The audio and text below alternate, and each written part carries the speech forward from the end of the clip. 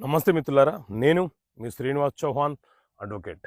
మిత్రులారా, ఎవరైనా ఒక భాగస్వామి వ్యాపార సంస్థలో ఉమ్మడి భాగస్వామిగా ఉండి కొన్ని గొడవల వల్ల అతను ఆ భాగస్వామ్య వ్యాపారం నుంచి బయటకు వచ్చిన తర్వాత అదే రకమైనటువంటి వ్యాపారము అతను నిర్వహించుకోవడానికి అతనికి అవకాశం ఉందా?